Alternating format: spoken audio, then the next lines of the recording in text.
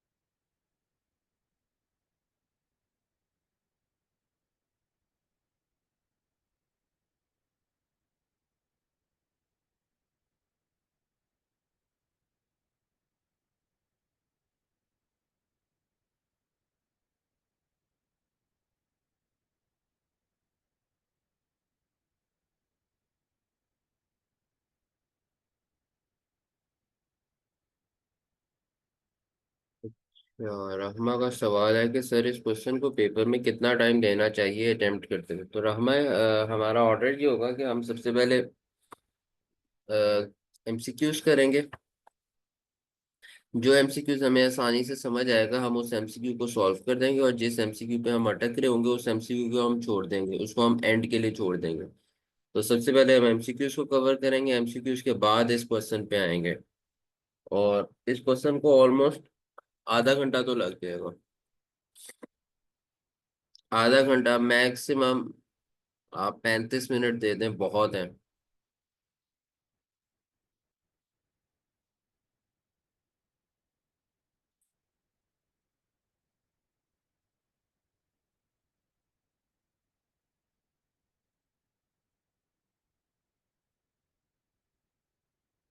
चलें, ये सवाल करते हैं। क्वेश्चन नंबर 18 करते हैं, रेनबो लाइट्स।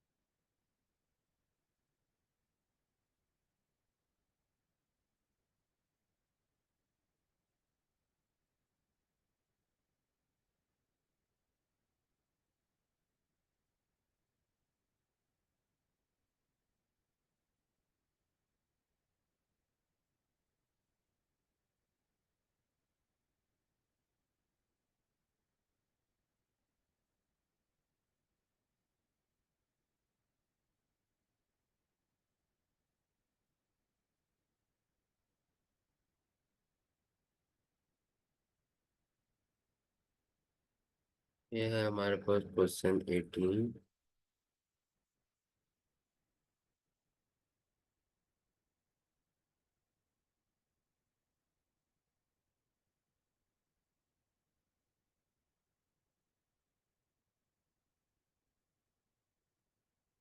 कोई रिक्वायरमेंट है, स्टेटमेंट ऑफ कॉम्प्रिहेंसिव इनकम बनानी है 31 दिसंबर 2022 को, और स्टेटमेंट ऑफ फाइनेंशियल पोजीशन बनानी है 31 दिसंबर 2022 को। तो हम स्टार्ट कर लेते हैं। Following is the summarized trial balance of Rainbow Lights for the year ended 31st December 2022.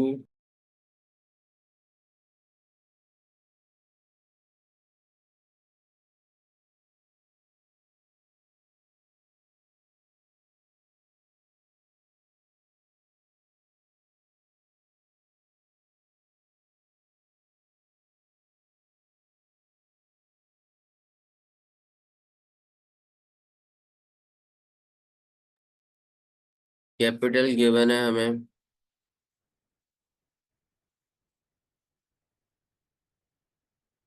100,000।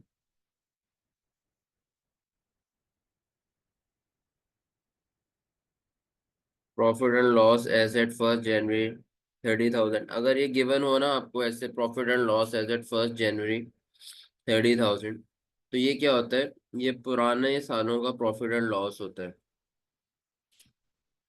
ये पुराने सालों का प्रॉफिट एंड लॉस होता है। इसको आपने क्या करना है? अगर तो ये क्रेडिट पे होगा तो इसको पॉजिटिव में लिखना है, अगर ये डेबिट पे होगा तो इसका मतलब है ये लॉस है। तो प्रॉफिट और लॉस ये जो आ रहा है 1 जनवरी 2022 को, अगर ये क्रेडिट पे होगा तो ये प्रॉफिट होगा, इसको पॉजिटिव में लिखना है। अगर ये डेबिट पे एग्जिस्ट कर रहा है तो ये लॉस है, इसको नेगेटिव में लिखना है। तो इसलिए मैं यहाँ पर 30,000 जो है नेगेटिव में लिख दूंगा, -30,000। ठीक है। क्यों? क्योंकि ये डेबिट बैलेंस था, अगर ये क्रेडिट होता तो पॉजिटिव में लिखता।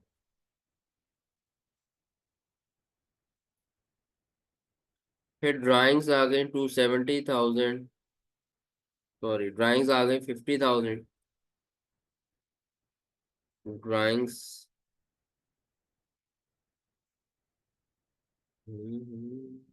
ड्राइंग से ऐड क्यों नहीं बनाया हुआ? बहरहाल इसमें ड्राइंग से ऐड नहीं है तो हमें भी कैपिटल में से ही माइनस कर देंगे फिर, ठीक है, 50,000। क्योंकि अलग से ड्राइंग्स नहीं है तो कैपिटल में से ही माइनस कर दिया। अच्छा, फिक्स्ड एसेट्स की कॉस्ट है 270,000, फिक्स्ड एसेट्स में लिख देंगे हम 270,000। उसके बाद एक्यूमुलेटेड डेप्रिसिएशन है 150,000, ये लेस हो जाएगा, माइनस कर देंगे 150,000।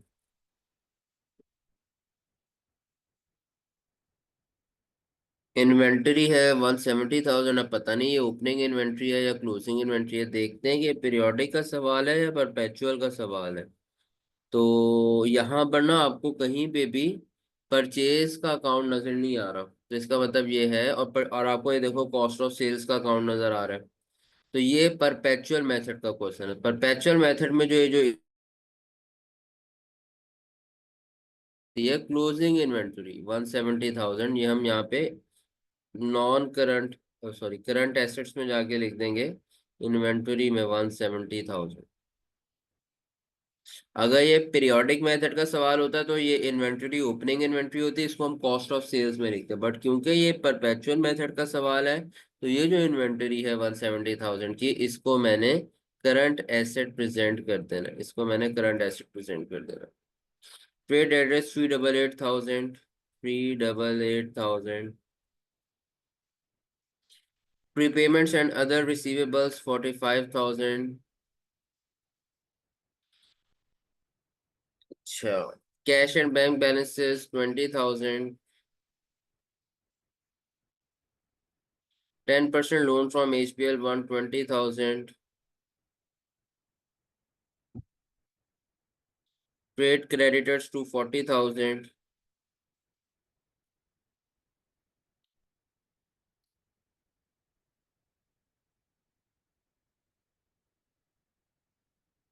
Accruals and other payables 28,000।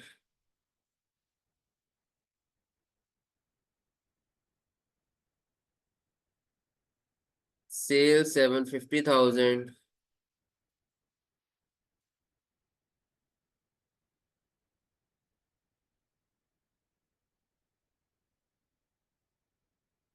$750,000। Cost of sales 304,000।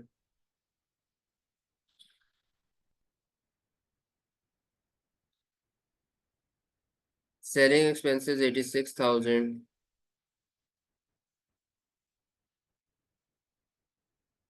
Admin expenses 60,000। Financial charges 10,000। और मिसलेनियस इनकम 45,000। अदर इनकम में लिख देंगे 45,000। तो ये हमने ट्रायल बैलेंस की इंफॉर्मेशन हमने लिख ली। और ये सारी इंफॉर्मेशन हम कितनी बार लिखते हैं फॉर्मेट में? एक बार। और जो एडिशनल इंफॉर्मेशन होगी वो कितनी बार आ रही होगी? वो 2 बार आ रही होगी। चलो, पहली additional information. Administration expenses included annual insurance premium of 18 million paid in advance till 31 मार्च 2023। अब इसको समझना है बड़े ध्यान से।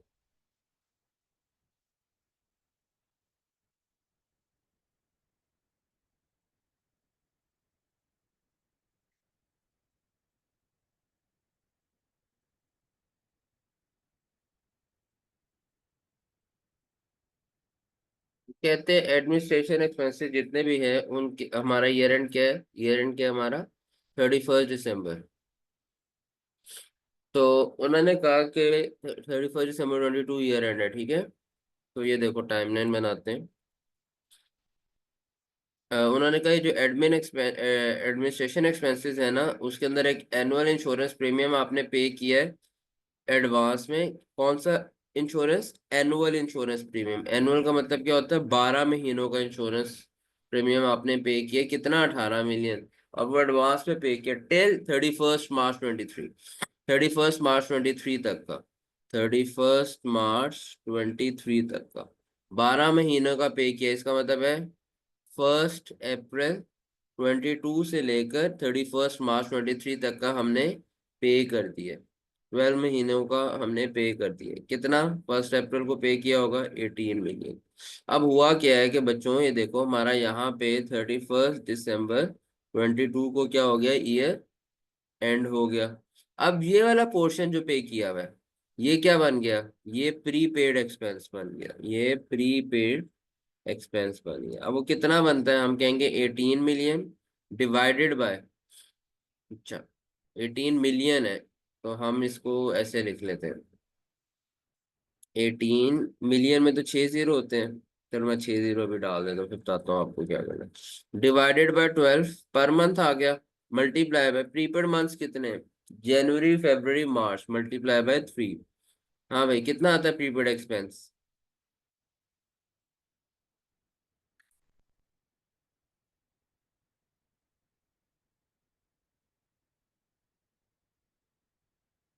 अच्छा, 4500,000। इसको क्या करेंगे? इसको एक्सपेंस में से माइनस करेंगे और इसको हम एसेट में ऐड करेंगे, यही करते हैं।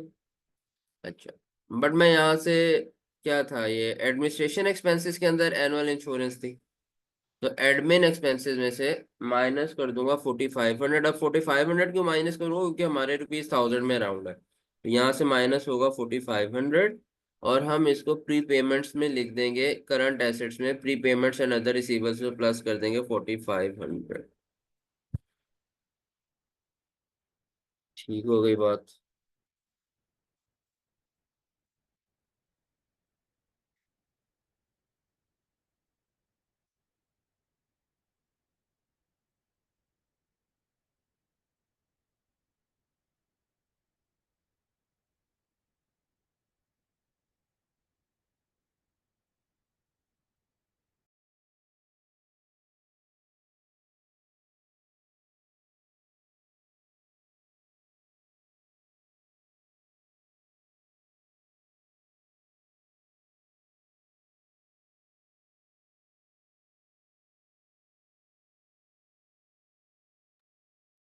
An expense of advertisement of rupees 11 million was not recorded in books due to non-receipt of invoice। ये तो बहुत आसान होता है कि एडवर्टाइजमेंट एक्सपेंस है 11 million, was not recorded in books.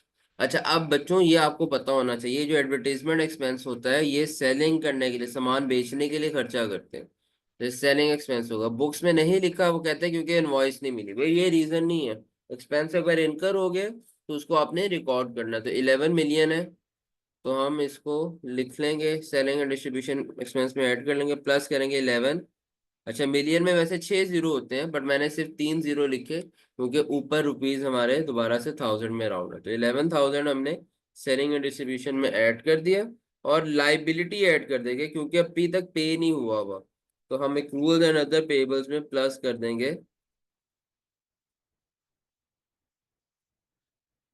11,000। यहाँ पे भी हमने प्लस किया 11,000।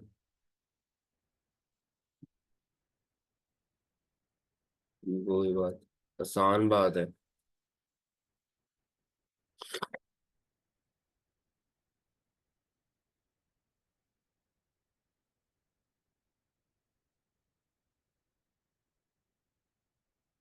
अच्छा, depreciation on fixed assets shall be at 10% on written down value। WDV का मतलब रिटर्न डाउन वैल्यू। डेप्रिसिएशन जो है फिक्स एसेट्स पे वो होनी चाहिए 10% on written down value. 60% depreciation is to be charged to cost of sales while remaining to selling and admin expenses equally. Depreciation fix assets पे 10% होगी ऑन WDV। WDV का मतलब होता है return down value. Net book value का एक और नाम बच्चों रिटर्न डाउन वैल्यू भी होता है। तो 10% ऑन नेटबुक वैल्यू लिखा हो या 10% ऑन रिटर्न डाउन वैल्यू लिखा हो, इसका मतलब है डेप्रिसिएशन मेथड क्या है, straight line method, reducing balance method है। तो 60% डेप्रिसिएशन कॉस्ट ऑफ सेल्स में जाएगी और रिमेनिंग सेलिंग और एडमिन में जाएगी इक्वली। तो फिक्स एसेट पे डेप्रिसिएशन कितनी है, 10% ऑन WDV। तो WDV निकाल लेंगे भाई, रिटर्न डाउन वैल्यू निकाल लेंगे। डेप्रिसिएशन तो इस बार आसान आई हुई है, डेप्रिसिएशन आपने कैलकुलेट करनी है। तो कॉस्ट है हमारे पास, फिक्स्ड एसेट्स की कॉस्ट है 270,000। ये 1000 में राउंड अमाउंट, ठीक है। एक्यूमुलेटेड डेप्रिसिएशन हमारे पास आ गई 150,000। अच्छा मुझे बताओ नेटबुक वैल्यू क्या बनी, या WDV, दोनों इसके नाम होते हैं। इसके ऊपर रेट लगा देंगे, 10% आई गेस।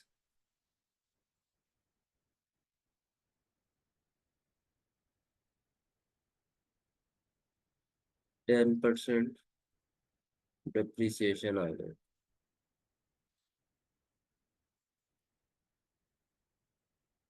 120,000 आ गए। ये आ गई फिर 12,000। चलिए इस 12,000 में से 60% जाएगी कॉस्ट ऑफ सेल्स में, ठीक है। यानी कि 12 6 क्या होता है, 12 5 7200, ठीक है। 7200 चली गई कॉस्ट ऑफ सेल्स में, और बाकी कितनी बच गई, 40%। ये कितनी बच गई थी,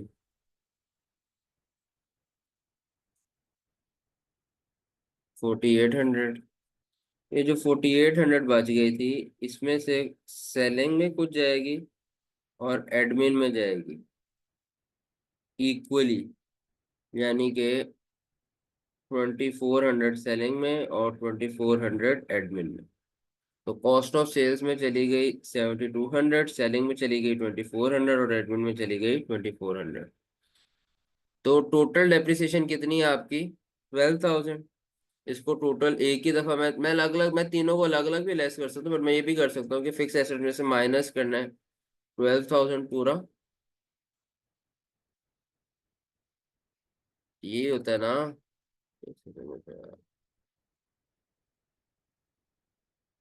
यहाँ से माइनस कर देते हैं 12,000 जो कि टोटल डेप्रिसिएशन है। अच्छा अब कॉस्ट ऑफ सेल्स में आपने लगानी है 7200, तो कॉस्ट ऑफ गुड्स सोल्ड में प्लस कर दी 7200, और एडमिन और सेलिंग में 2400 और 2400 प्लस कर दी। ये डेप्रिसिएशन चार्ज हो गए। Bad debts to be written off, to be written off का मतलब है ये भी राइट ऑफ नहीं किए हुए, इसमें आप एक्सपेंस भी बढ़ाओगे और आप क्या करोगे, अपने रिसीवर्स को भी कम करोगे। 8 मिलियन है, पहले बैड डेट्स राइट ऑफ करते हैं फिर कुछ सोचते हैं। तो वही 3 0 लिखेंगे हम एडमिन एंड जनरल एक्सपेंसेस में। भाई मेरी आदत है मैं एडमिन एंड जनरल में लिखता हूँ, क्योंकि पास्ट पेपर्स में एग्जामिनर ने एडमिन और जनरल में लिखा हुआ है, सही है, इसलिए मैं अभी यहाँ पे तो इसने नहीं किया हुआ, बट जो पास्ट पेपर्स आते थे एग्जामिनर उसमें एडमिन एंड जनरल एक्सपेंसेस में बैड डेट्स लिखता है। 8,000 मैंने एक्सपेंस में ऐड कर दिया, और 8,000 मैं रिसीवर्स में से, पेड डेटर्स में से माइनस कर दूंगा।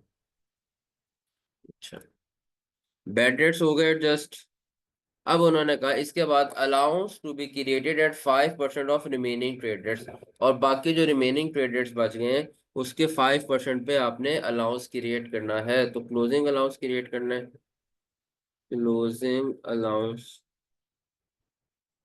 अच्छा जी रिमेनिंग ट्रेडर्स कितने हैं, यहाँ से ना मैं ऐसे कैलकुलेट कर लूंगा जल्दी से। 38 8,000 माइनस 8,000, 380,000। अब ये एडजस्टेड रिसीवेबल्स हैं हमारे पास 380,000। इस पे रेट लगा देंगे अलाउंस का, कितना लगाना, 5%। जी मुझे बताएं क्लोजिंग अलाउंस कितना है।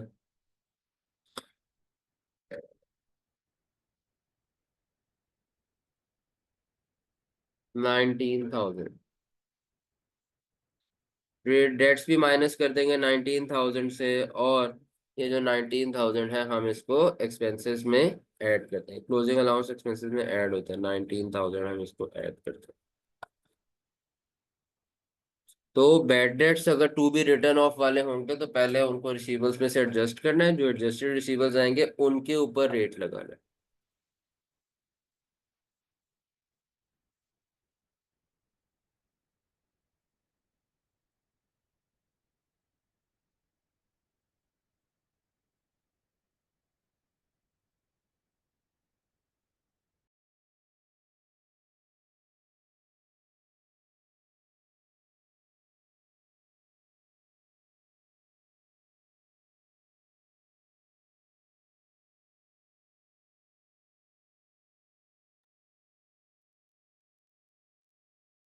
अच्छा, interest on loan for 2 months was payable as at 31st December 2022।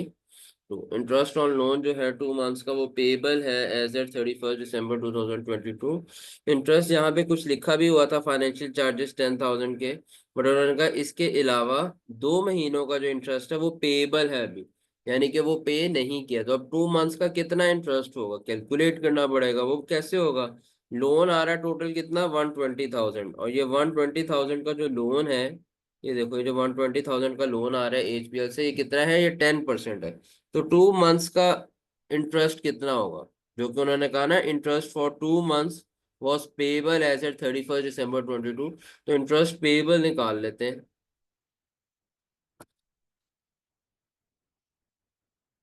Interest payable कितना आएगा, 2 महीनों का लोन की अमाउंट थी हमारे पास 120,000।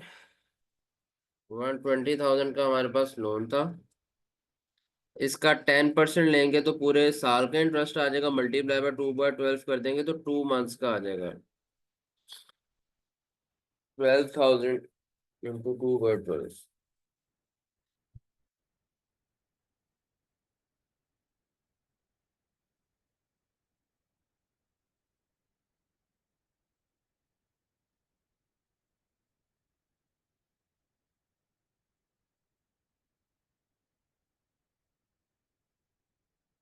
3,000 नहीं आता। 2/12, 12,000 इनका 2/12 का मतलब कि इनके 4 हिस्से करने हैं ना, 12,000 के 4 हिस्से करने हैं। तो 3,000 नहीं आना चाहिए, एक दफा चेक करो।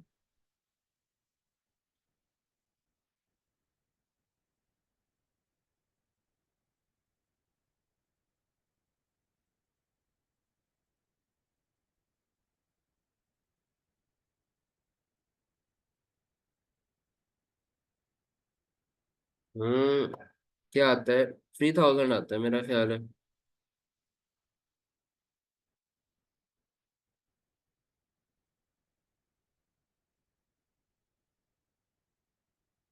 2,000 आ रहा है। मैंने मैं कुछ गलत सोच रहा हूँ। चलो।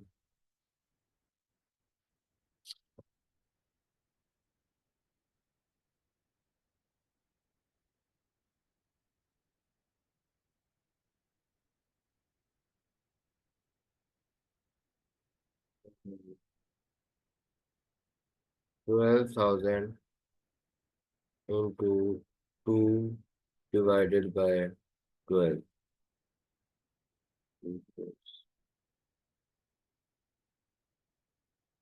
ये कैसी है। अच्छा यार सॉरी, मैं 2 4 जा 12 क्यों कर रहा हूँ, 2 6 जा 12 है, सॉरी। 6 हिस्से करने हैं। 2,000, ठीक है। अच्छा, अब क्या करेंगे, इसको इसको हम एक्सपेंस में ऐड कर देंगे, क्रूड एक्सपेंस में प्लस कर देंगे 2000, और इसको हम फाइनेंशियल चार्जेस में जाके प्लस कर देंगे 2000। ठीक है।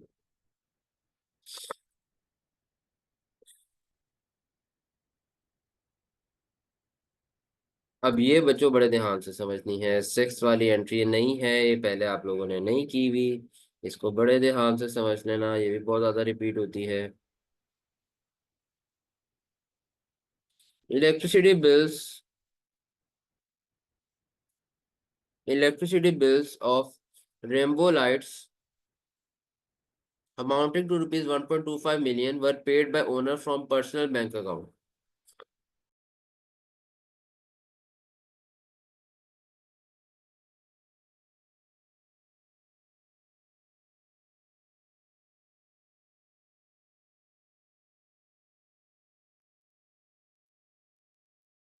Electricity bill of rainbow lights amounting to rupees 1.25 million were paid by owner from personal bank account, but no entry was recorded in the books. Electricity bill जो था रेनबो लाइट्स का amounting to rupees 1.25 million, वो पे किया owner ने from personal bank account, मगर कोई entry उसकी बुक्स में रिकॉर्ड नहीं की।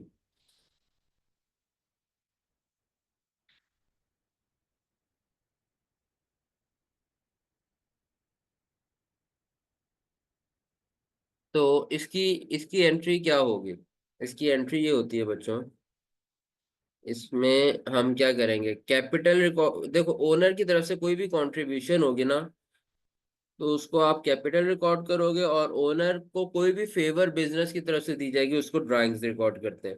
ओनर की तरफ से किसी भी तरह की फेवर ली जाएगी उसको कैपिटल कहेंगे, ओनर को किसी भी तरह की फेवर दी जाएगी बिजनेस की तरफ से तो उसको ड्राइंग्स कहेंगे।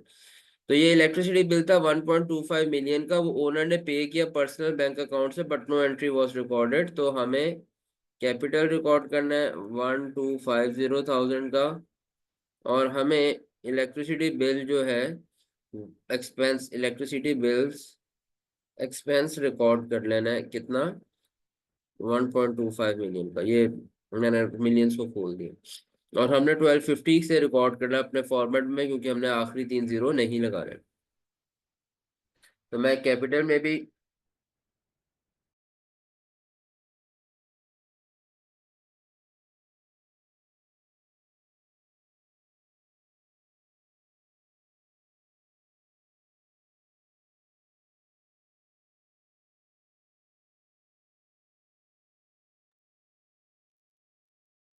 कैपिटल में भी मैं ऐड कर रहा हूँ 1250, और एक्सपेंसेस में भी 1250 ऐड कर देंगे। कैपिटल में जाते हैं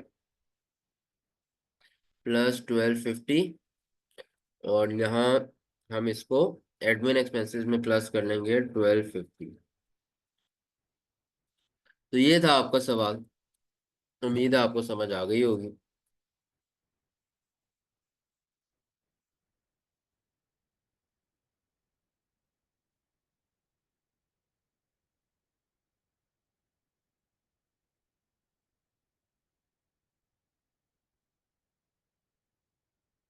लेने भाई, किसी ने स्क्रीनशॉट लेना है तो इसका ले ले।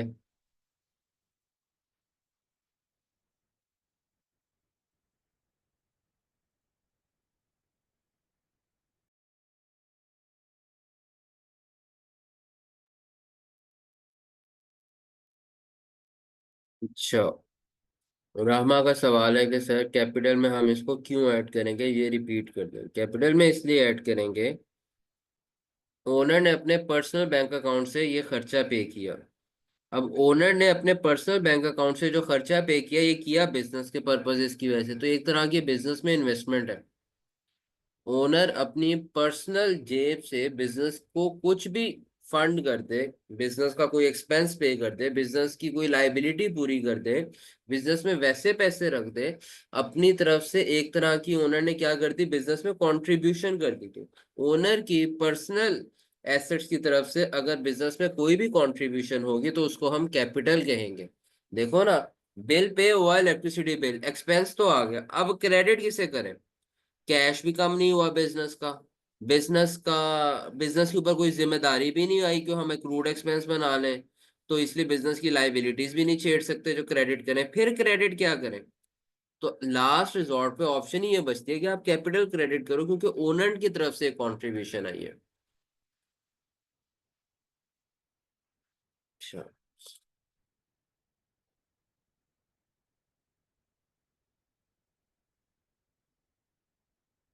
चलिए अगले सवाल की जानिब चलते हैं।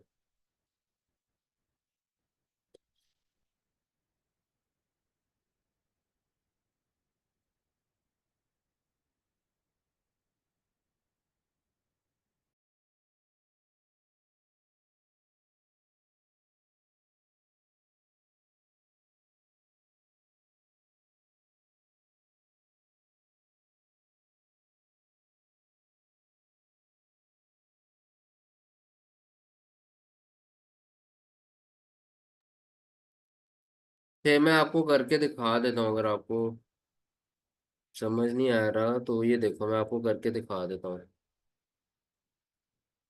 कैपिटल यहाँ पे मुझे बताओ कितना आता है।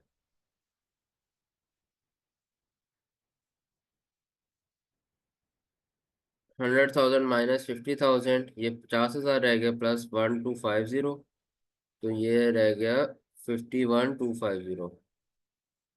ये कैपिटल आ गया, ये आ गया लॉस 30,000। अच्छा सॉरी, अभी ये प्रॉफिट एंड लॉस नहीं लिखना, इसमें यहाँ पर प्रॉफिट ऐड होगा। देखते हैं हमारा नेट प्रॉफिट आया था, लॉस आया था, कर लेते हैं। ये इसकी कैलकुलेशन इतनी मुश्किल नहीं है। 750,000, 750,000। कॉस्ट ऑफ सेल्स क्या आती है? 304 प्लस 7,200। 4 7 8 9 10 11, 3,11,200। ग्रॉस प्रॉफिट क्या आता है? ठीक है चलो कर लेना यार, ये एडमिन जो भी यहाँ पे आएगा ना नेट प्रॉफिट, इस प्रॉफिट को यहाँ पे पॉजिटिव में लिख देना आपने। इस प्रॉफिट को यहाँ प्रॉफिट और लॉस में पॉजिटिव में लिख देना है। फिर -30,000 प्लस वो जो भी आएगा नेट इम्पैक्ट, अगर नेट इम्पैक्ट माइनस में आता है तो माइनस कर देंगे, पॉजिटिव आएगा तो ऐड कर देंगे, टोटल इक्विटी आ जाएगा। आप सोल्यूशन में भी जाके देख लोगे, आपको समझ आ जाएगा। तो ये इतनी डिटेल में मैं इसमें इसलिए नहीं जा रहा क्योंकि ये चीज़ आप सोल्यूशन देके बड़ी आसानी से समझ सकते हो। उसके चक्रों में हम एक दो सवाल एक्स्ट्रा कर लेते थे।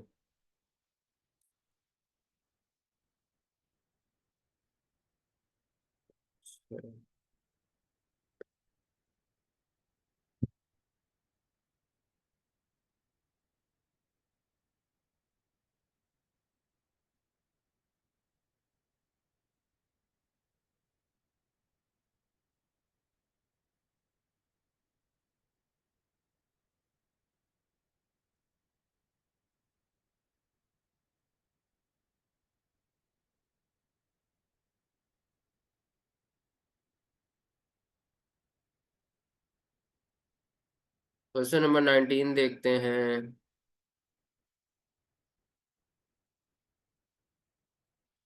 Following is the summarised trial balance of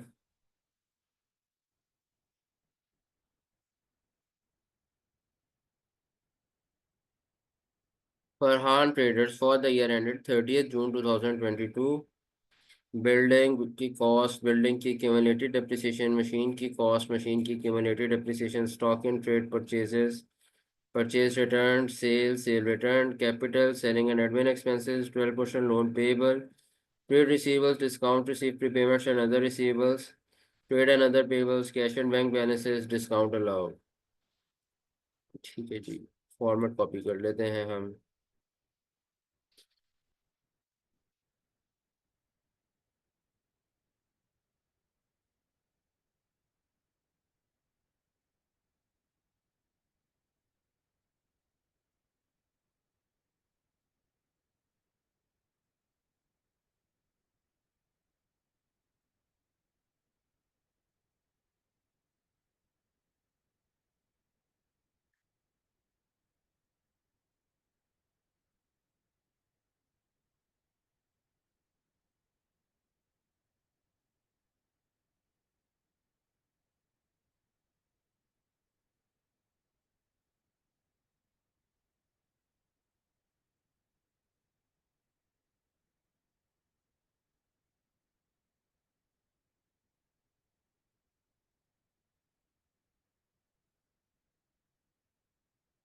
अच्छा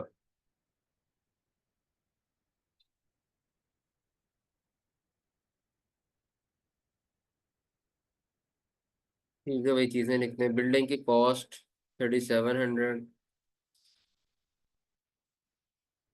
प्रॉपर्टी प्लांट इक्विपमेंट में आ जाएंगे 3700। क्यूमुलेटेड डेप्रिसिएशन 1436, लेस करेंगे -1436।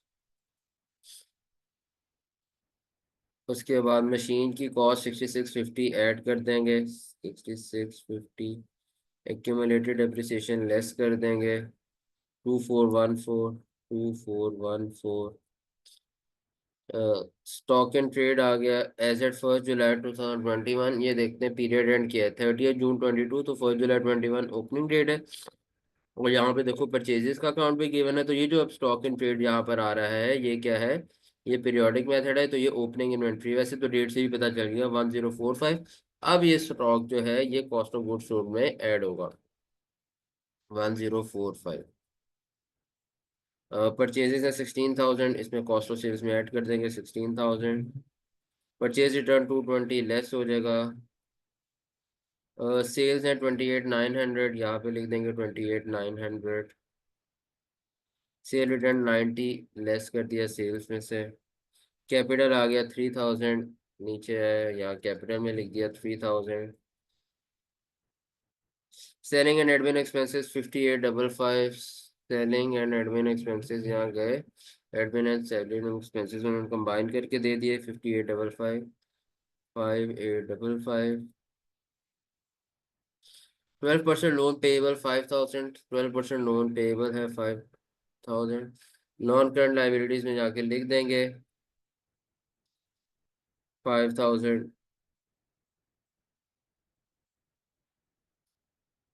और trade receivers 3600। Trade receivers 3600। Discount received 180। Discount received को कहाँ से लेस करते हैं? कॉस्ट ऑफ गुड्स सोल्ड में से 180, परचेजेस में से लेस करते हैं सब। प्रीपेमेंट्स एंड अदर रिसीवर्स 380। 380 लिख दिया यहाँ। ट्रेड एंड अदर पेएबल्स 2080, नीचे आए ट्रेड एंड अदर पेएबल्स 2080। और कैश एंड बैंक बैलेंसेस 5850। किधर गया भाई? ये 5850। और 60 आ गया डिस्काउंट अलाउड। डिस्काउंट अलाउड को सेल्स में से लेस कर देते हैं -60। लो भाई।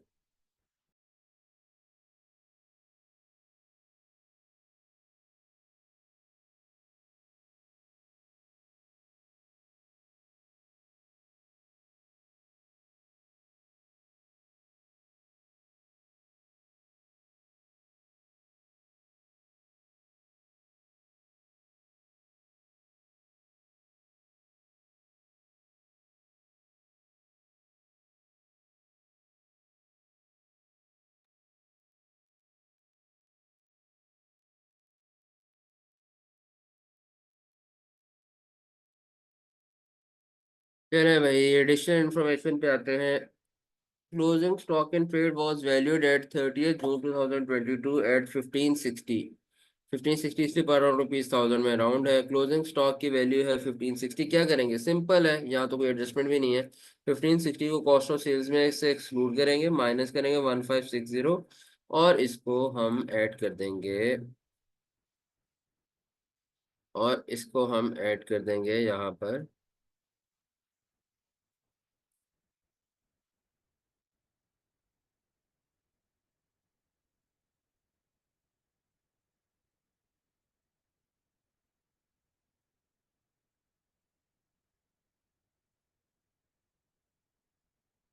स्टॉक्स में।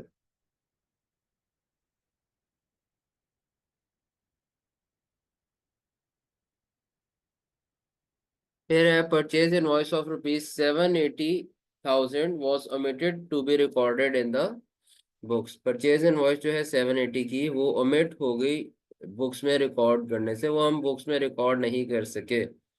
परचेज इनवॉइस जो थी 780 की, वो ओमिट होगी to be recorded in the books, वो हम बुक्स में रिकॉर्ड नहीं कर सके। परचेज इनवॉइस कितने की? 780 की।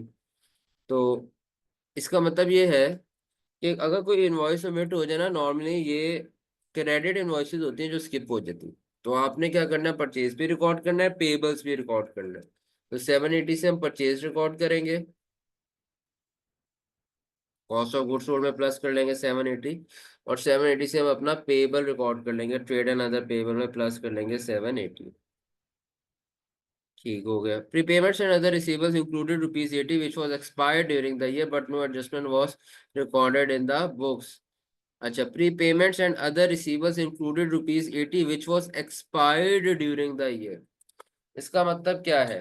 इसका मतलब ये है कि प्रीपेमेंट एक्सपायर हो गई, यानी कि आपने इसको मैं साइड पे कर दूं, समझाता हूँ।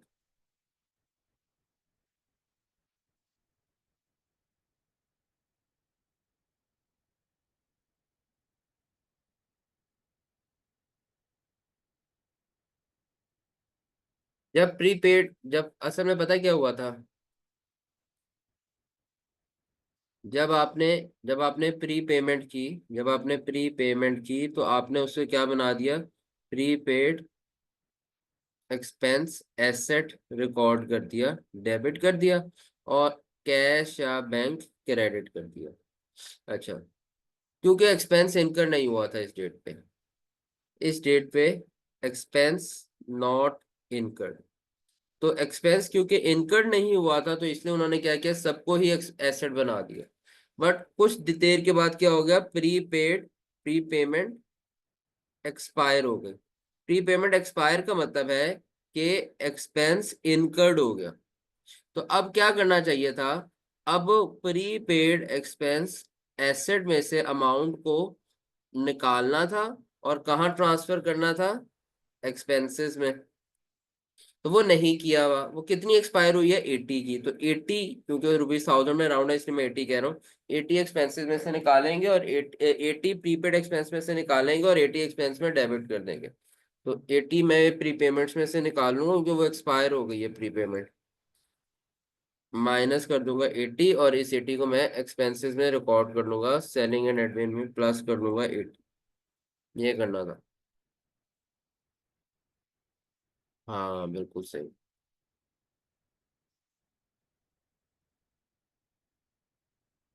Depreciation is to be recorded at 5% per annum on building on straight line basis, whereas depreciation on machine at 10% per annum on reducing balance method. But depreciation को मिला के पढ़ना ये अगली स्टेटमेंट के साथ कि one of the machine costing ₹1,000,000 was purchased on 1st October 21 and included in the machine cost given in above trial balance। इसको डील कर लेते हैं 4 और 5 में, यहाँ पे कॉपी भी कर लेता हूँ ताकि हमें समझ आता रहे।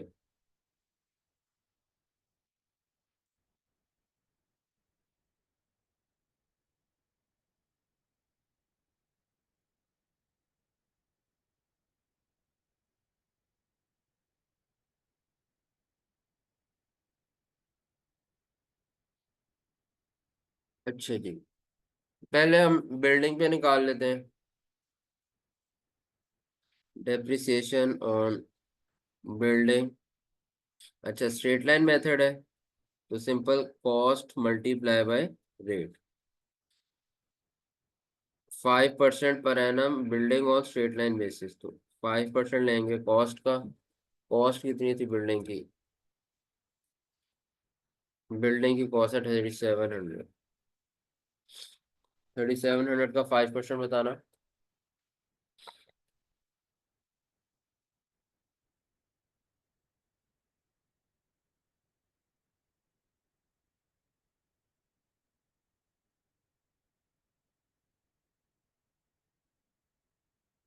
185। 185 बिल्डिंग पे डेप्रिसिएशन आ गई। 185 को क्या करना है पता है आपको, प्रॉपर्टी प्लांट इक्विपमेंट में से लेस कर देना है,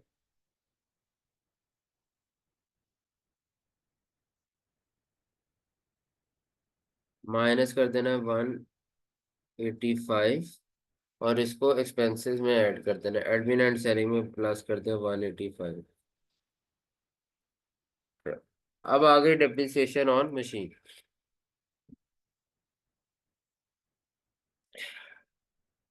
डेप्रिसिएशन ऑन मशीन।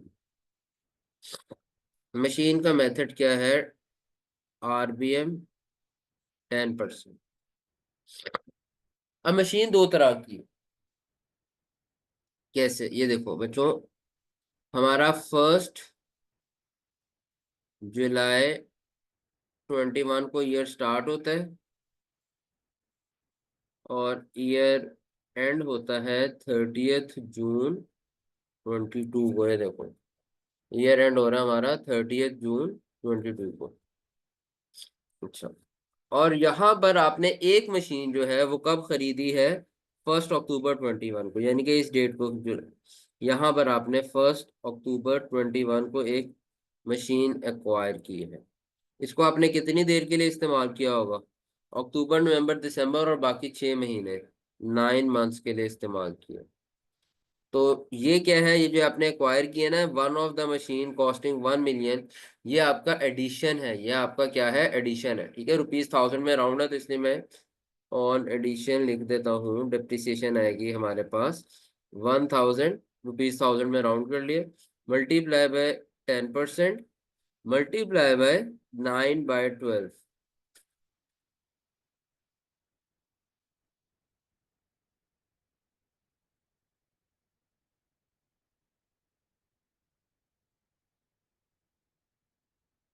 तो 10% आ गया 100 और 9/12 क्या आता है?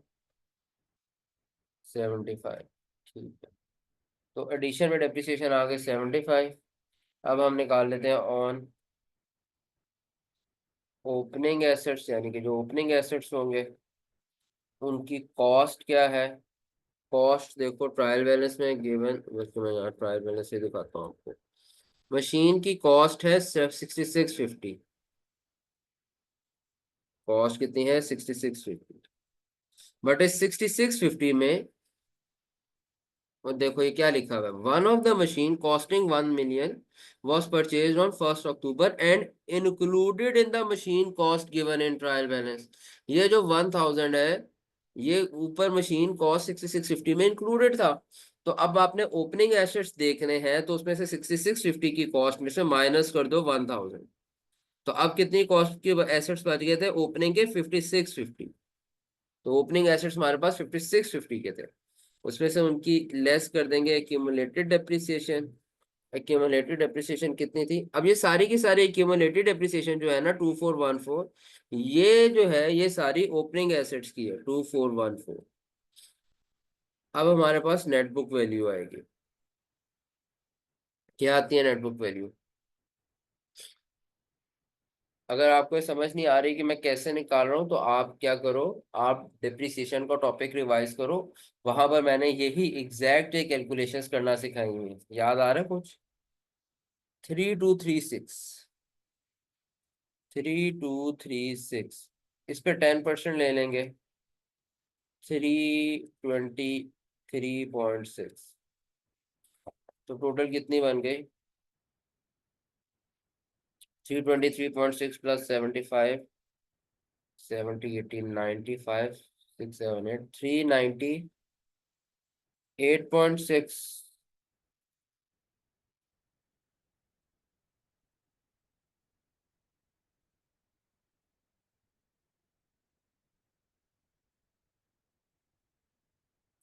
इस 398.6 को हम क्या करेंगे? हम यहाँ से लेस कर देंगे, माइनस कर देंगे 398.6, और इसको हम ऐड कर देंगे एडमिन एंड सेलिंग एक्सपेंसेस में, प्लस कर देंगे 398.6।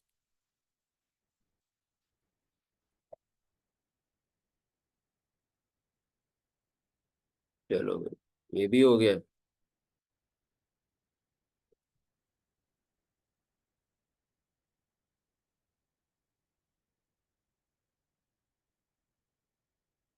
Loan was taken on 1st January 2022 and shall be repayable in 5 equal principal repayments starting from 1st January 23 along with the interest due on loan। ये भी हमने की हुई है पहले, तो अब हमें बड़ी आसानी से समझ आ जाएगी कि लोन वैसे कितना है। 12% लोन है 5000। इसको मैं साइड पे ले आता हूँ।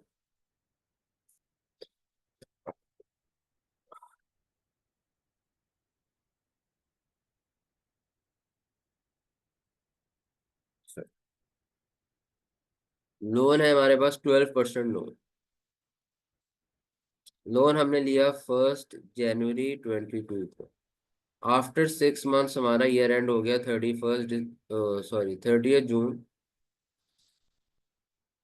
आफ्टर 6 मंथ्स हमारा ईयर एंड आ गया 30 जून 2022। 1 जनवरी को लोन लिया हमने, कितना एक्वायर किया, 5,000 का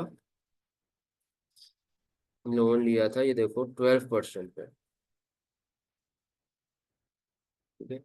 अच्छा, अब ये लोन जो है इक्वल इंस्टॉलमेंट्स में पे होना है। कितनी? 5 इक्वल प्रिंसिपल रीपेमेंट्स होंगी। पहली इंस्टॉलमेंट, ठीक है जी। अच्छा, 30 जून 2022 से लेकर 30 जून 2023 के बीच में कोई भी लोन लाइबिलिटी पे हो रही होगी, वो क्या, उसे हम क्या कहेंगे, वो करंट लाइबिलिटी होगी। और कोई भी इसके बाद पे हो रही होगी लाइबिलिटी, तो वो क्या बनेगी, नॉन करंट लाइबिलिटी। तो 5 इक्वल एनुअल इंस्टॉलमेंट्स पे होनी है, और पहली इंस्टॉलमेंट पे होनी है 1 जनवरी 2023, जो कि इस टाइम पीरियड में फॉल करेगी। 1 जन 2023। यहाँ पर फर्स्ट इंस्टॉलमेंट पे करनी है, तो 5 इक्वल इंस्टॉलमेंट्स है, तो ये फर्स्ट इंस्टॉलमेंट कितने की होगी, 5,000 लोन की amount divided by 5 equals to 1,000। 1,000 की इंस्टॉलमेंट पे होगी। तो 5,000 में से 1,000 रुपए की का जो लोन है वो करंट है, बाकी 4,000 का क्या हो गया, नॉन करंट हो गया। Very good. इस 1,000 को हमने नॉन करंट से निकालना है, करंट में क्लासीफाई करना है। तो मैं ही ऊपर जाऊंगा, ये जो मैंने सारे का सारा लोन जो है नॉन करंट में लिखा हुआ है ना 5,000, इसमें से माइनस कर दूंगा 1,000। और इसको मैंने कहाँ लिखना है, करंट पोर्शन में मैंने इसको लिख देना है। इसको मैंने करंट पोर्शन में लिख देना है। मैं डायरेक्टली लिख देता हूँ आपके लिए 1,000। और ये जो है, ये 5,000 में से 1,000 माइनस होकर कितना बच जाएगा, 4,000 जो है आपका करंट में नॉन करंट में चला गया, और 1,000 आपका करंट में चला गया। ये तो हो गई बात। अब उन्होंने कहा कि भाई लोन का इंटरेस्ट भी 1 जनवरी को पे होगा। इंटरेस्ट भी देखो, इंटरेस्ट भी नहीं पे किया उन्होंने। लोन भी 5 इक्वल में इसमें पे होगा, अलॉन्ग विद इंटरेस्ट ड्यू। ठीक है ना, इंटरेस्ट जितना ड्यू होगा वो 1 जनवरी को लोन भी पे हो जाएगा उनका, उसका जो पूरे साल का इंटरेस्ट होगा वो भी पे हो जाएगा।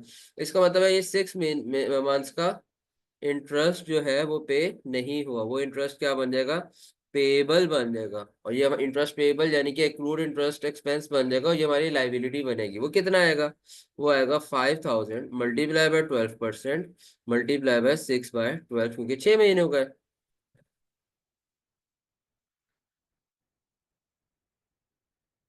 33 था, कितना बनता है, 300। 300 से क्या करेंगे, एक्सपेंस ज्यादा करेंगे और अपनी लाइबिलिटी भी रिकॉर्ड करेंगे, क्योंकि हमने पे नहीं किया। तो यहाँ पर हम आएंगे 300 से फाइनेंशियल चार्जेस में इंटरेस्ट एक्सपेंस लिख देंगे +300। और यहाँ पर हम अपने करंट लाइबिलिटीज में ट्रेड एंड अदर पेएबल्स, यानी कि अदर पेएबल्स में हम प्लस कर लेंगे 300। तो ये भी समझ आ गया।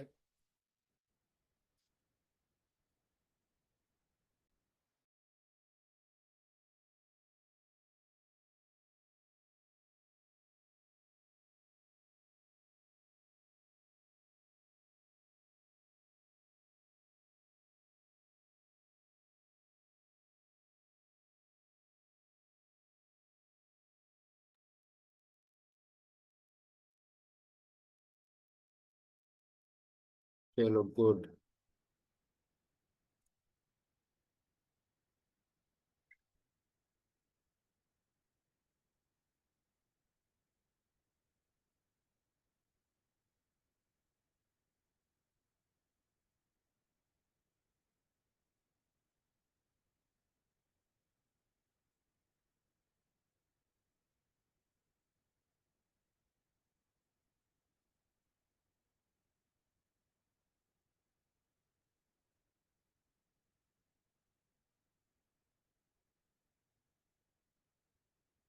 तो ये किस लेवल के क्वेश्चन, ये एग्जाम लेवल के हैं बैंड वाले।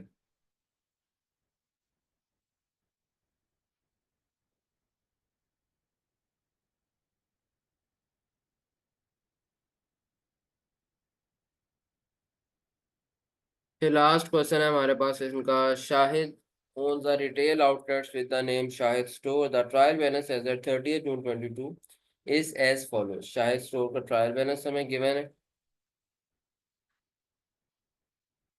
Additional information है inventory as at 30th June 22 was measured at cost rupees 3110. It included inventory costing 310,000 was top soiled and can be sold for normal sale price after incurring rupees 15,000 prices. Normal sale prices cost plus 20%.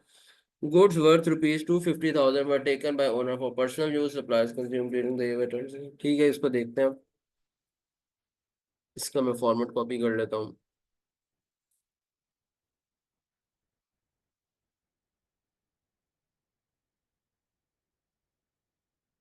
बच्चों आप लोगों ने ना theory पे बहुत focus रखना है।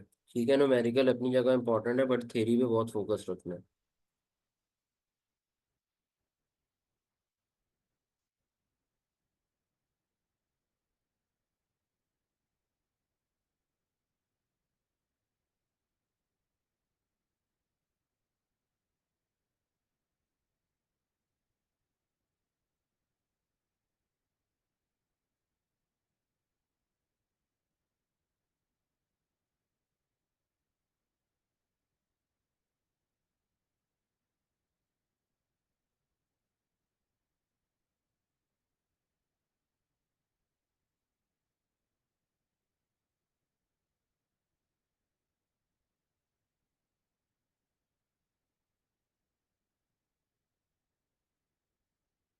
अच्छा जी।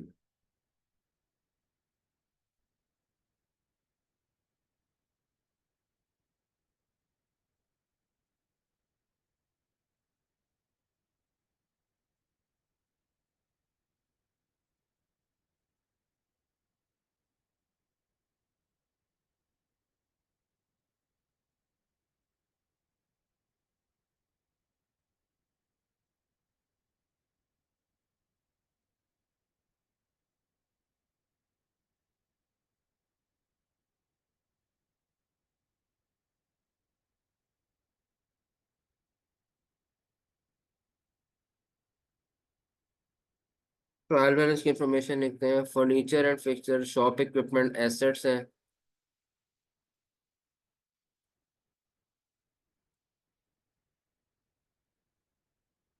1200 2100 प्लस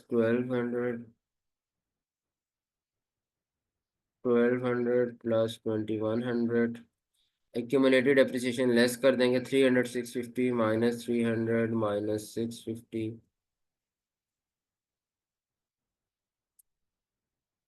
सप्लाईज ऑन हैंड 300। अच्छा जी ठीक है।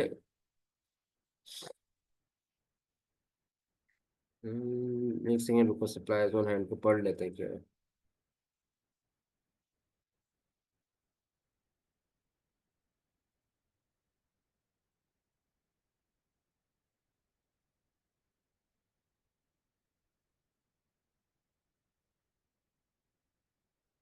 तो इन सप्लाईज ऑन हैंड को हम क्या करेंगे, 300 ये इन्वेंटरी की तरफ हम इनको यहाँ पे लिखेंगे, सप्लायर्स को 300। इन्वेंट्री 3500, बताता हूँ इसकी ट्रीटमेंट 3500। अरे मैं इन्वेंट्री क्यों इधर लिख दी, सॉरी, इसको यहाँ नहीं लिखना 3500। 3500 इन्वेंट्री, 3500 आपका आएगा इसमें, क्या कहते हैं, कॉस्ट ऑफ गुड्स सोल्ड, क्योंकि ये ओपनिंग इन्वेंट्री है। क्यों ओपनिंग इन्वेंट्री है, कैसे पता चलता है, सही है, आपको कैसे पता चल जाता है, हमें तो नहीं पता चलता। तो भाई मुझे ऐसे पता चला है कि ये जो 3500 है ना,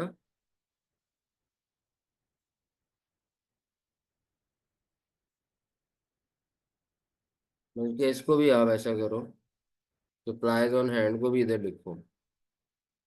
बताता हूँ, इन्वेंट्री को पहले देखो। ये देखो यहाँ परचेजेस मुझे नजर आ गया, तो इससे पता चला कि भाई ये 3500 जो है ये ओपनिंग इन्वेंट्री है।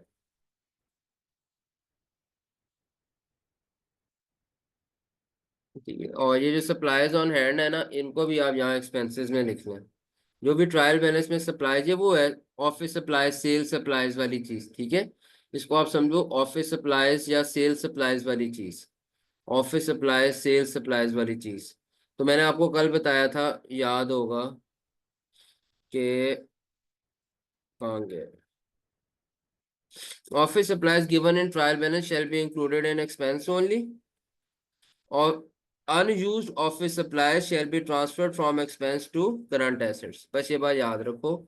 इसलिए जो ऑफिस सप्लाईज हैं, इनको हम क्या करेंगे, इनको हम एक्सपेंस बना देंगे। ठीक है।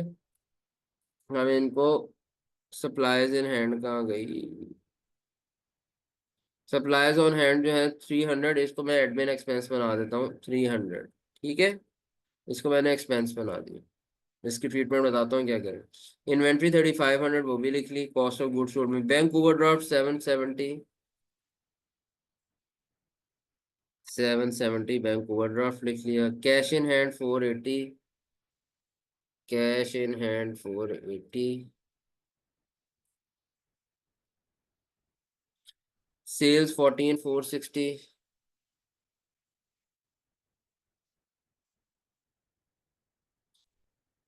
Purchases 9260, cost of goods sold में ऐड हो जाएंगे 9260। रिटर्न इनवर्ड 600, रिटर्न इनवर्ड से return -600। Carriage inward, carriage inward होता है आपका purchase expense 450, cost of goods sold में प्लस कर दिया 450। Bank loan 1000,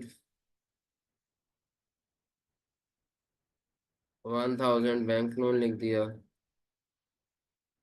return outward 185, return outward मैंने बताया था बच्चों सेलिंग एक्सपेंस होता है।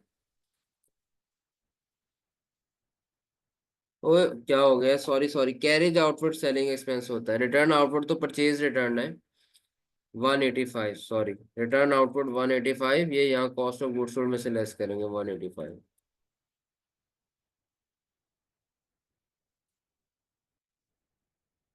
अच्छा, maintenance expenses 50,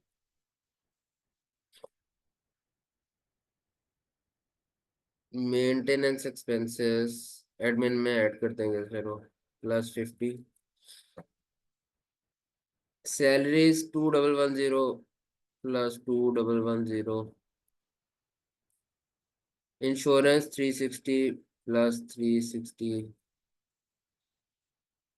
interest expense 200, financial charges में लिखेंगे 200। Commission paid 600, commission normally selling expense होता है।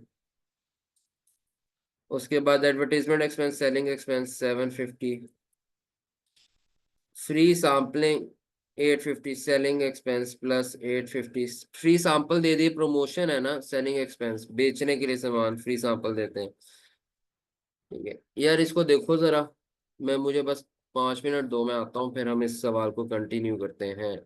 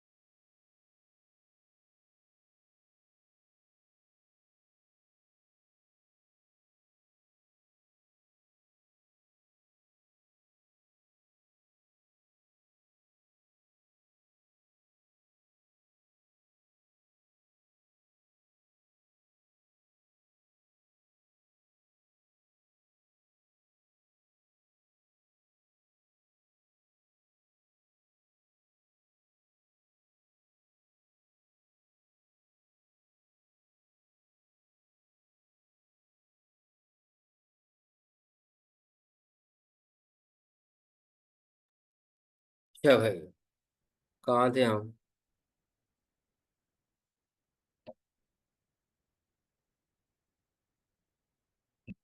सैम्पलिंग लिखनी है, account receivable 2450,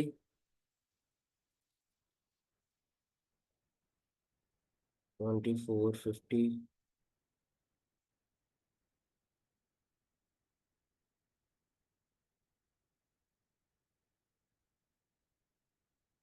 trade payable 1765।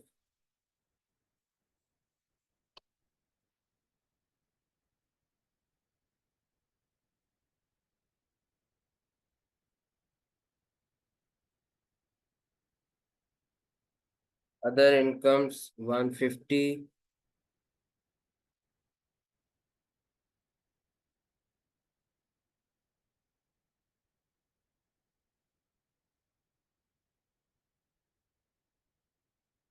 Allowance for doubtful dates 125।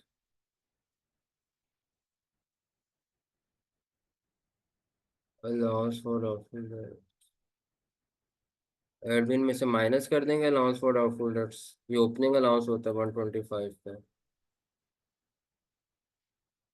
Capital 6500।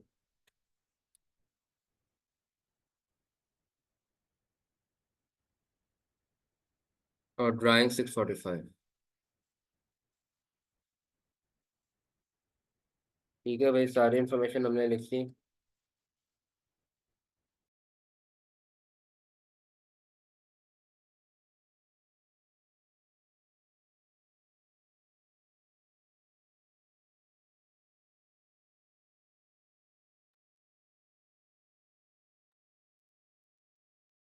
Ji. Additional information, inventory as at 30th June 2022 was made at cost rupees 3110. It included inventory costing rupees 310, was shop soiled and can be, भाई खराब हो गई, ठीक है, shop sold यानी कि खराब हो गई, and can be sold at 70% of normal selling price after incurring rupees 15,000 expenses. Normal selling price is cost plus 20%। सो हम साइड पर कॉपी कर लेते हैं। तो अब तो हम इस चीज, इस एडजस्टमेंट में तो हम एक्सपर्ट हो गए हैं। अब क्या ख्याल है? हमें यहाँ पे क्या करना होता है, हमें इन्वेंटरी की वैल्यू निकालनी होती है। हम कहते हैं कॉस्ट ऑफ इन्वेंटरी 3110। उसमें से हमने लेस करना होता है एनआरवी लॉस, इफ एनी। अगर कोई एनआरवी लॉस होगा वो लेस हो जाएगा, फिर हमारे पास आ जाएगी वैल्यू ऑफ इन्वेंटरी। और ये जो वैल्यू ऑफ इन्वेंटरी होगी इसको कॉस्ट ऑफ सेल में से माइनस करेंगे और इन्वेंटरी में प्लस कर देंगे। अच्छा अच्छा, अब ये एनआरवी लॉस निकालने के लिए हम क्या करते हैं, वो कहते हैं कि यार इसके अंदर एक इन्वेंट्री की कॉस्ट है 310,000, जो कि शॉप सॉल्ड हो गई। तो वो बिक सकती है 70% of the normal selling price पे, ठीक है? तो हम पहले एनआरवी निकाल लेते हैं। NRV normal sale price is cost plus 20%। NRV निकालते हैं, फिर कॉस्ट और एनआरवी को कंपेयर करके एनआरवी लॉस निकाल लेंगे। ठीक है, तो वर्किंग नंबर वन हम बना लेते हैं एनआरवी की। वर्किंग वन हम एनआरवी कैलकुलेट करते हैं। Estimated selling price minus estimated selling cost, यही होती है।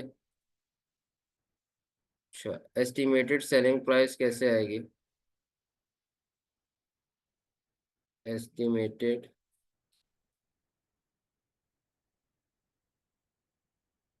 एस्टिमेटेड सेलिंग प्राइस, उन्होंने कहा भाई नॉर्मल सेल प्राइस जो है वो कॉस्ट प्लस 20% है। तो पहले तो आपको नॉर्मल सेल प्राइस निकालनी पड़ेगी। कॉस्ट है 310,000 इन आइटम्स की, वो उसकी नॉर्मल सेलिंग प्राइस क्या है?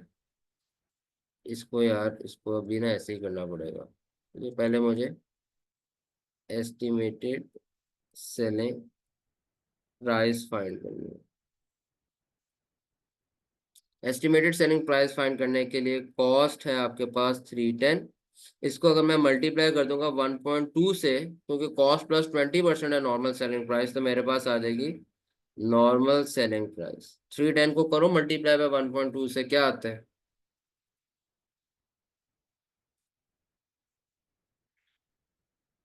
372। 372 इन आइटम्स की नॉर्मल सेलिंग प्राइस है, बट ये क्योंकि खराब है, ये बिकेंगी 70% ऑफ नॉर्मल सेलिंग प्राइस पे, तो 372 का 70% ले लो, 0.7 ले लो। ये आ गई आपकी एस्टिमेटेड सेलिंग प्राइस। कितना आता है?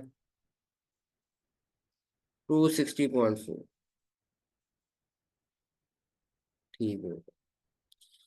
और आफ्टर इंक्लूडिंग 15,000 एक्सपेंसेस, तो एक्सपेंसेस के बारे में हम क्लियर हैं कितने हैं, तो अब एनआरवी आ जाएगी।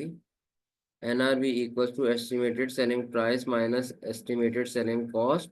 तो सेलिंग प्राइस आ गई 260.4, सेलिंग कॉस्ट है 15। कितनी आ गई एनआरवी?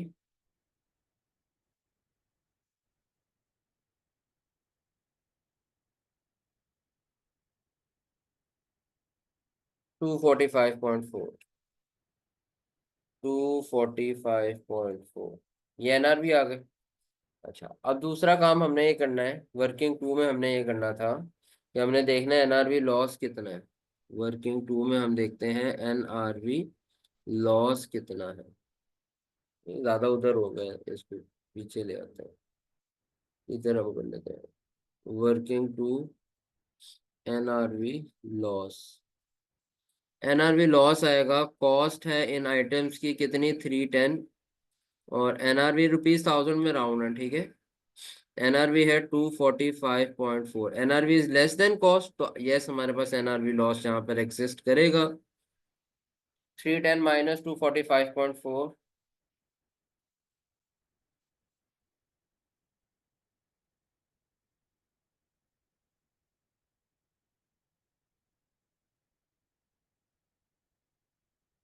64.6। तो इस एनआरवी लॉस को उठा के हम इधर लिख देंगे 64.6, इसको हमने इधर लिखा है। तो हमारे पास वैल्यू ऑफ इन्वेंट्री क्या आ जाएगी, यानी कि वैसे तो कॉस्ट थी 110, बट एनआरवी लॉस है 64.6 का। तो अगर वैल्यू एनआरवी के ऊपर लेके आनी है, तो एनआरवी लोअर है 64.6 से, तो माइनस कर देंगे 3110 माइनस 64.6, क्या आता है answer?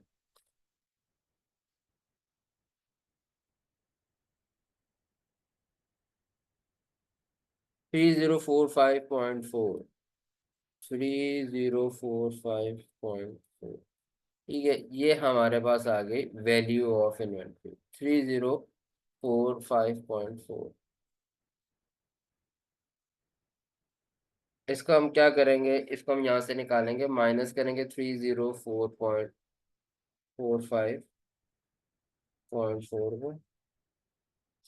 3045.4 cost of goods sold में से माइनस करेंगे, और इसको हम इन्वेंट्रीज में लिख देंगे 3045.4। ये हमारी एडजस्टमेंट होगी।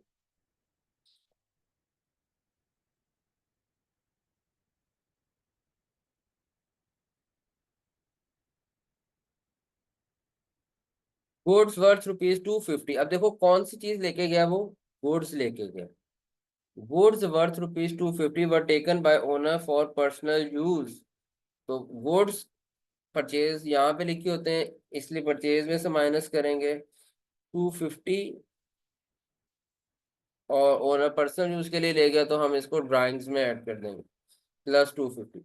ये पीरियोडिक मेथड है, इसलिए हमने कॉस्ट ऑफ गुड्स सोल्ड में से माइनस करना है। अगर ये परपेचुअल मेथड होता तो हम इन्वेंट्री में से माइनस करते। ध्यान से भाई, एंट्रीज में फर्क याद रखना है पीरियोडिक परपेचुअल की, मिक्सअप नहीं कर देना। ठीक है। Supplies consume during the year were 265। During the year आपके पास सप्लाईज इन हैंड थी, ये, बल्कि मैं इसको यहाँ ना एडजस्टमेंट समझाता हूँ आपको, देखो।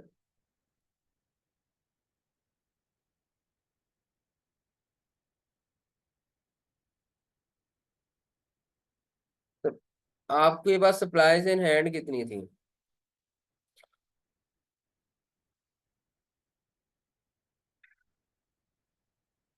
सप्लाईज इन हैंड थी आपके पास 300 की। ये देखो ट्रायल बैलेंस में।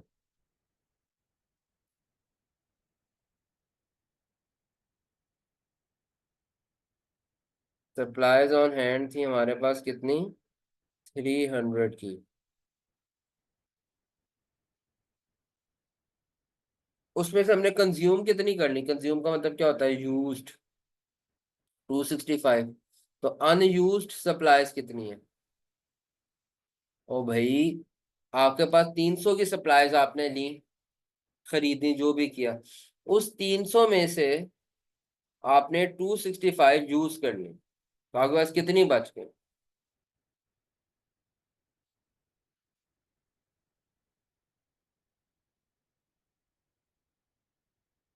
35। तो अनयूज सप्लाईज आपके पास बच गई 35, ठीक है जी। अब इस 35 की अनयूज सप्लाईज को क्या करना है, एक्सपेंस में से निकालना है और आपने एसेट्स में ट्रांसफर कर देना है। इस 35 को आप एक्सपेंस में से निकालेंगे। आप यहाँ पे जाओ, एक्सपेंसेस में से निकालो, सप्लाईज आपने 300 की इधर एडमिन एक्सपेंसेस में लिखी थी, यहाँ से 35 की सप्लाईज माइनस कर दो, और इसको आप यहाँ पर 35 अपना एसेट बना लो करंट एसेट्स में।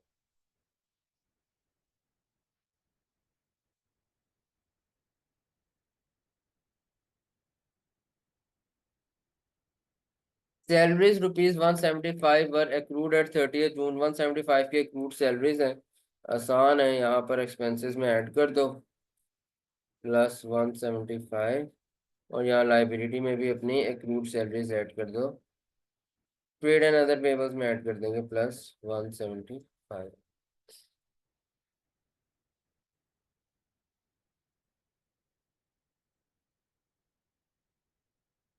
Insurance expenses were paid on 1st January 2022 as annual insurance premium in advance. Insurance expenses हमने पे किए हैं 1 जनवरी 2022 को as annual insurance premium in advance.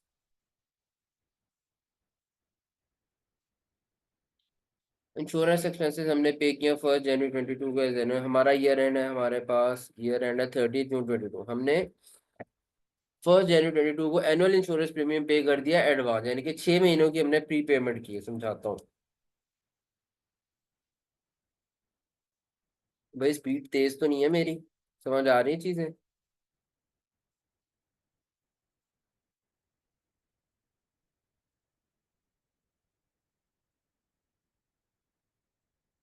Insurance expenses कौन से थे ये देखो,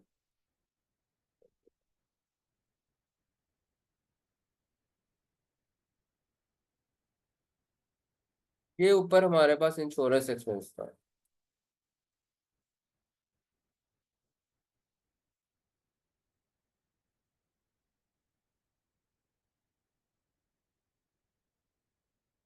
अब उन्होंने क्योंकि हमें अमाउंट नहीं बताई, तो इसका मतलब है ये सारी की सारी अमाउंट जो थी इसकी बात हो रही है।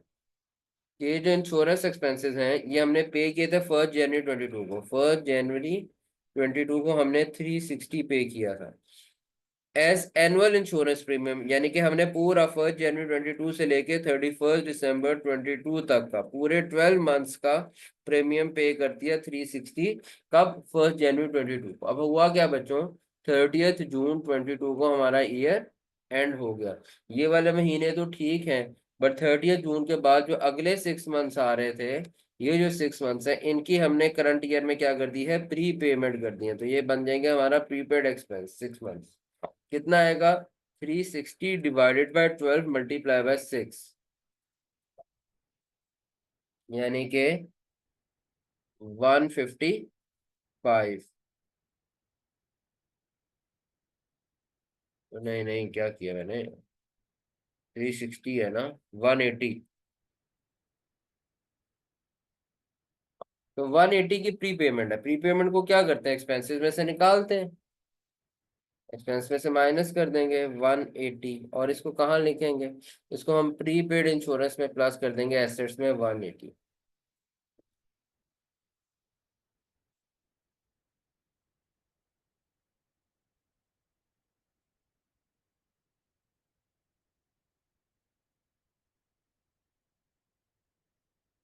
Allowance for doubtful debts is to be maintained at 6%, maintained at 6% of the account receivable and bad debts of ₹50 to be written off. पहले bad debts write off करेंगे, फिर adjusted receivables निकालेंगे, उसके ऊपर इस allowance का रेट अप्लाई करेंगे, उससे पहले नहीं करेंगे।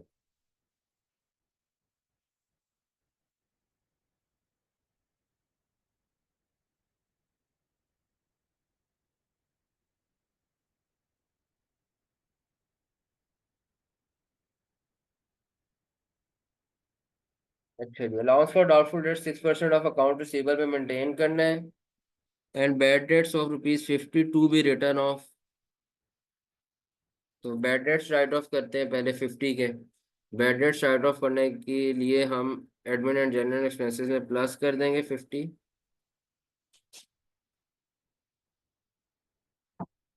प्लस करेंगे हम इसमें 50, और हम यहाँ से रिसीवेबल्स में से माइनस कर लेंगे 50।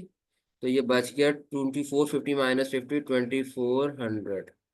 अब इस 2400 के ऊपर हम अलाउंस क्रिएट करेंगे, तो क्लोजिंग अलाउंस हमारे पास आ जाएगा 2400 पे 6%, 144। अब ये 144 क्लोजिंग अलाउंस है, ये फर्दर रिसीवेबल में से लेस हो जाएगा, और ये हमारा एडमिन एंड जनरल एक्सपेंसेस में ऐड हो जाएगा। 144 क्लोजिंग अलाउंस है ना, क्लोजिंग अलाउंस ऐड होता है। अच्छा,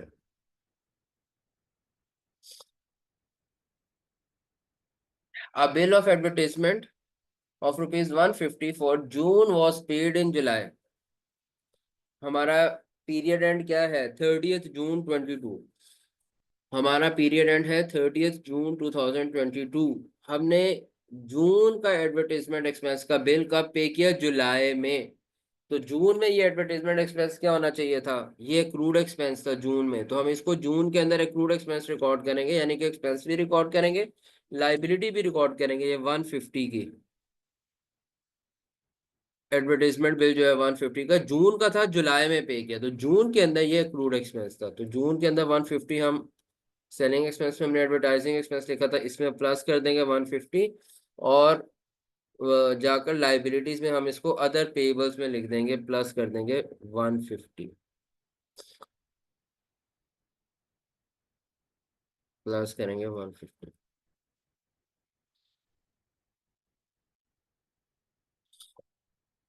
आगे डेप्रिसिएशन है, depreciation is to be provided on furniture 10% and shop equipment at 20% on reducing balance method. दोनों पर इस बार रिड्यूसिंग बैलेंस मेथड है, फर्नीचर पे 10%, इक्विपमेंट पे 20%।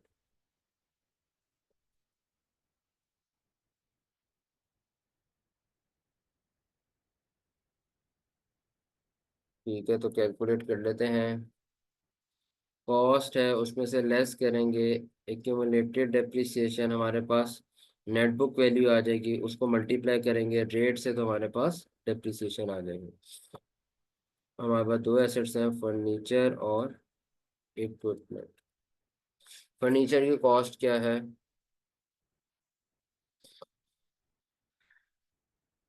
1200, इक्विपमेंट की कॉस्ट है 2100, 1200, 2100, फर्नीचर की 300, और इक्विपमेंट की है 650। हाँ भाई, नेटवर्क वैल्यू क्या आती है, ये इसकी आ जाएगी 900, इसकी आएगी 2100 में से 600 माइनस कर दो, 1450।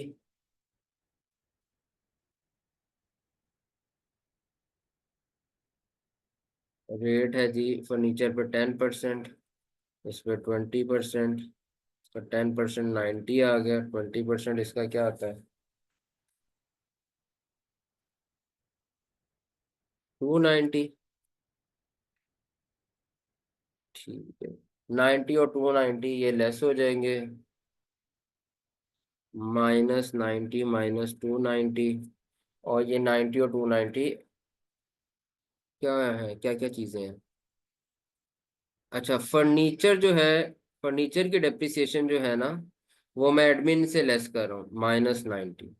और जो 290 है वो मैं सेलिंग एंड डिस्ट्रीब्यूशन एक्सपेंस से लेस कर रहा हूँ। क्यों? क्योंकि ये शॉप इक्विपमेंट है। शॉप इक्विपमेंट है, इसे शॉप इक्विपमेंट की डेप्रिसिएशन मैंने सेलिंग एक्सपेंस में चार्ज की, क्योंकि शॉप क्यों होती है? शॉप बेचने के लिए होती है। तो शॉप के ऊपर या आपका कोई भी सेल्स यूनिट है जहां पे आपकी सेल्स होती हैं, उससे रिलेटेड जो खर्चे होंगे वो सेलिंग में जाएंगे। इसलिए मैंने जो इक्विपमेंट शॉप इक्विपमेंट था उसकी डेप्रिसिएशन मैंने 290 कहाँ क्लासीफाई, कहाँ से माइनस कर रहा हूँ? सेलिंग एंड डिस्ट्रीब्यूशन से।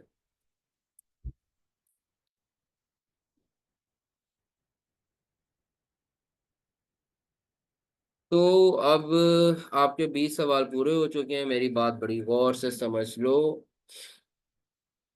अब हम क्या करेंगे? आप लोगों ने 20 सवाल करने हैं, सब बच्चों ने। और इन 20 सवालों में कोई कंफ्यूजन नहीं होनी चाहिए। बाकी अभी हमारी क्लासेस खत्म नहीं हुई, अभी हमने थियोरेटिकल चीजें भी कवर करनी है, तो क्लास में आते रहना है। और अभी ये टॉपिक भी खत्म नहीं हुआ, हम कल भी फाइनेंशियल स्टेटमेंट्स के क्वेश्चंस करेंगे। अपना ख्याल रखिएगा। अल्लाह हाफिज।